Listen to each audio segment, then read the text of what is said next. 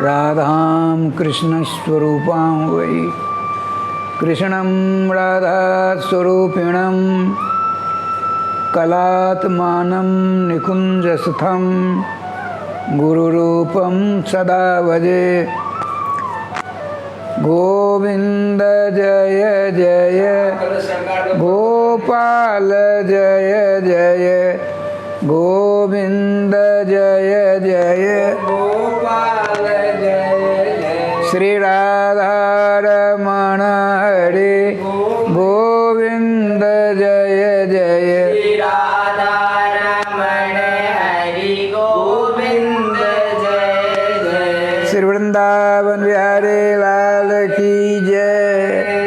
जय जय श्री राधे श्याम नाम महाराज की भगवान की जय। भगवान नामानुरागी सज्जन वृंद, बहुत बड़े भाग्यशाली धरातल पर रहने वाले मानव हैं। भगवान की असीम अनुकंपा से देव दुर्लभ मानव शरीर आपको मिला और विशेष करके अभी जो चल रहा है जिसको मलमास कहते हैं, लेकिन धर्मशास्त्र में पुराण आदिकों में इस मास को पुरुषोत्तम मास कहा जाता है।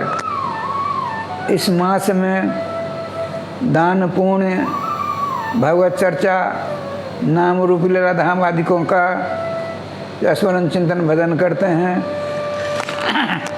अनंत फल को प्राप्त करते हैं।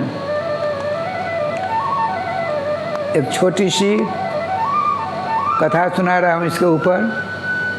देवर्षि नारद जी भगवान श्री विष्णु के पास पहुँचते हैं। भगवान विष्णु ने पूछा, हे देवर्षि, आप तो त्रिलोकी में सभी जगह चक्कर काटा करते हो, मर्तलोक की बात बताओ। कोई ऐसा है जो भगवत भजन में अपने आत्म कल्याण के लिए समुन्नत होकर, कटिबद्ध होकर 24 घंटों लगा रहे? तो क्या बताऊँ महाराज, सुनिए। एक बार मैं चक्कर काटता काटता एक बहुत बड़ा धनी था, उसके ऊपर मैंने सोचा बड़ा आदत है, तो उसके द्वारा इस पुरुषोत्तम महीना में दान पुण्य कराकर उसका कल्याण किया जाए। तो मैंने सोचा कौन सा उपाय करूं? तो एक महात्मा का रूप धारण किया हमने, और उसके गगनचुंबी महल के बगल में ही उसका उपवन था, उसका बगीचा था बड़ा मनोहर। उसी बगीचा के मध्य में एक विलक्षण पेड़ था, उसकी चारों ओर उसका चबूतरा मारा हुआ था, अनुपम छटा थी। मैंने कहा यहीं बैठो। तो साधु का वेश धारण करके प्रभु मैं वहाँ बैठ गया। देवर्षि नारद जी भगवान विष्णु से कहते हैं। वहाँ के माली ने हमसे पूछा, हे साधु बाबा, आप यहाँ क्यों बैठे हो? बोले हमको कुछ दिन यहाँ रहना है, तुमसे कुछ लेना देना नहीं है। मैं सत्संग करूँगा, कथा कहूँगा, यहाँ पब्लिक आएंगी और कथा श्रवण कर अपना आत्म उन्नति करेंगे। ठीक है। ऐसी मनोहर रस वर्षण उनके मुखारविंद से प्रवचन प्रारंभ हुआ, कथा प्रारंभ हुई। वहाँ के आसपास के नगर गांव सभी जगह से लोग आने लगे। 15 दिनों का कार्यक्रम था। ठाकुर जी की कृपा से उस कथा रस की महिमा, उस कथा की मधुरिमा, लावण्यता, उसकी मिठास दूर दूर तक फैली। सेठ जी के अंदर हवेली में भी पहुंच गई। सेठानी ने सोचा हम क्यों वंचित हैं, वो भी पहुंची, बड़े आनंद से कथा श्रवण करती है। एक दिन देवर्षि नारद जी ने कहा कि मेरे मन में आई बात सब तो आते हैं और सेठ जी नहीं आते हैं। तो शाम को मेरी कथा होती थी, मैं 10 बजे अता पता लगाया और 10 बजे मैंने सोचा स्वयं सेठ जी के सामने जाऊं। तो बीसियों मुनिम काम कर रहे थे। सेठ जी गेट के पास आराम कुर्सी पर बैठे थे। हमको देखा, दूर से हम बाबा जी के बेस में थे। हमको देखकर उसने कह दिया, बाबा आ रहे हैं, कुछ मांग लेंगे, कह देना यहाँ नहीं है। और चले गए अंदर।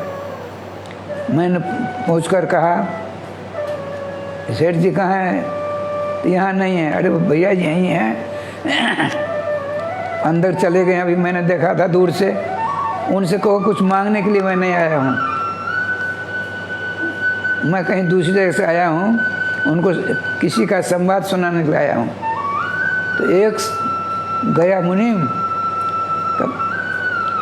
हे सेठ जी, वो महात्मा जी कहते हैं हम कुछ मांगने के लिए नहीं आए हैं, सो आप के लिए कुछ संवाद बाहर से लाए हैं। बड़े आनंद साथ आए। आइए आइए महात्मा जी आइए। दंडवत प्रणाम हुआ, बैठे।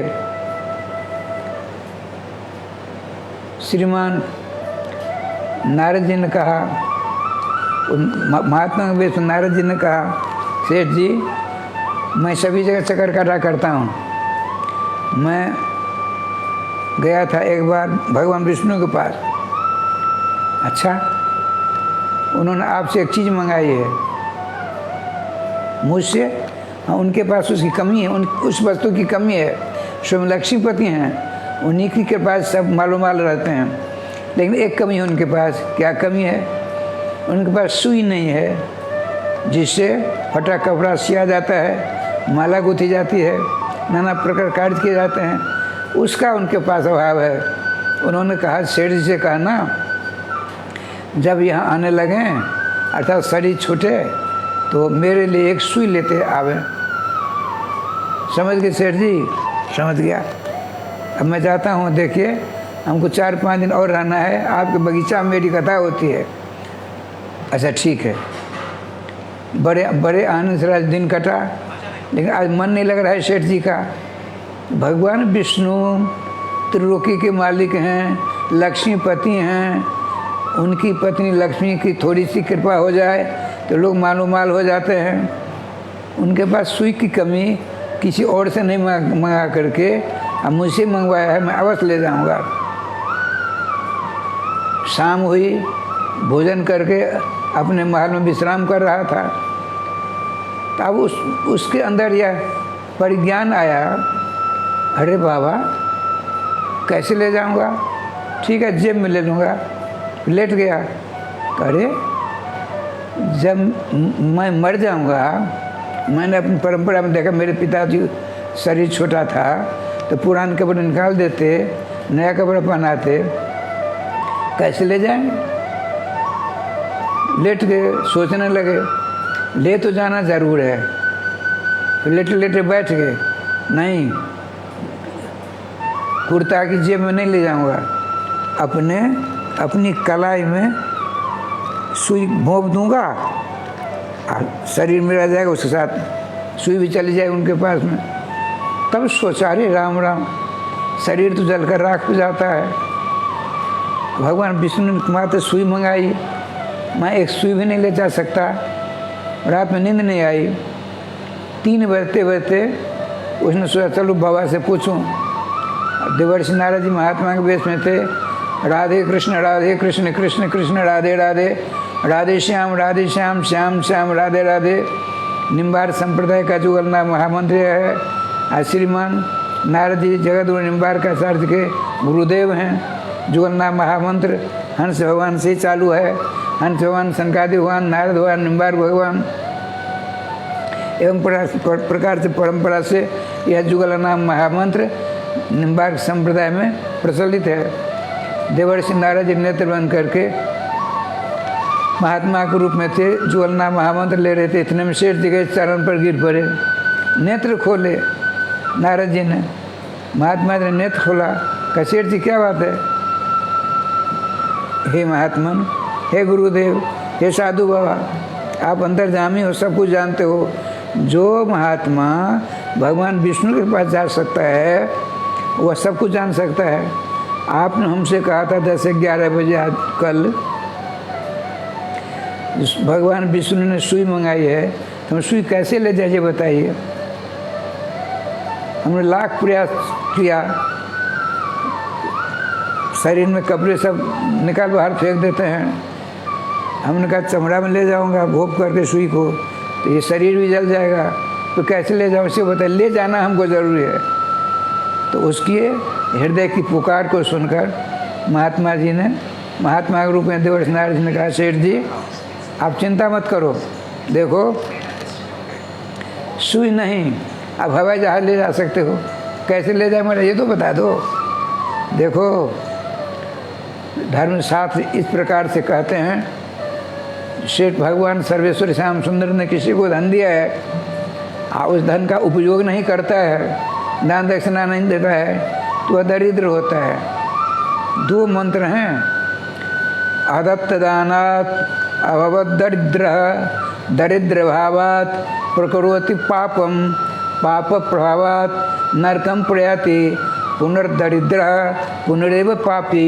भगवान सर्वेश्वर के द्वारा प्राप्त संपत्ति का, धन का, द्रव्य का जो सदुपयोग नहीं करता है, सत्पात्र को नहीं देता है, दान दक्षिणा नहीं देता है, ब्राह्मण भोजन नहीं कराता है, साधु संतों की सेवा नहीं करता है, तो क्या होता है जानते हो? नरक में जाना पड़ता है। और नरक से आता है तो दरिद्र होता है, और दरिद्र होता है तो पाप करता है, नरक जाता है। दरिद्र होता है, पाप करता है, जन्म लेता है, दरिद्र होता है, पाप करता है, नरक में जाता है। इस प्रकार से उसकी लाइन बनी हुई होती है। और जिस भाग्यशाली ने भगवत प्रदत्त अपनी संपत्ति का सन्मार्ग में, महात्माओं में, साधु संतों में, ब्राह्मणों में, परोपकार में अपनी संपत्ति को लगाया, तो क्या होता है बताते हैं, सतपात्र दानाच्च भवेत् धनाढ्य, धनाढ्य भावात् प्रकरोति पुण्यम, पुण्य प्रभावात् त्रिदिवम प्रयाति, पुनर्धनाढ्य पुनरेव पापदानी। जिसने अपनी संपत्ति का सदुपयोग किया, दान दिया, दान से पुण्य होता है, पुण्य से स्वर्गलोक, संपत्ति का सदुपयोग करो। उन्होंने देवर्षि नारद जी से मंत्र लिया, अब पूरे अपने कुटुंब परिवार को वैष्णव बनवा करके साधु संतों में, ब्राह्मणों में और दीनहीन अन्य क्षेत्र का ऐसा जोरदार भंडारा किया, करना शुरू कर दिया कि बहुत जल्दी उसका नाम होगा। और शरीर छूटने पर लक्ष्मीकांत भगवान सर्वेश्वर के पास पहुंचकर वहाँ राधे राधे करने लगा। श्री वृंदावन बिहारी लाल की जय, गोविंद जय जय, गोपाल जय जय, गोविंद जय जय, गोपाल जय जय, श्री राधा रमण हरे गोविंद जय जय, राधा रमण हरि गोविंद जय जय, श्री वृंदावन बिहारी लाल की जय, जय जय श्री राधे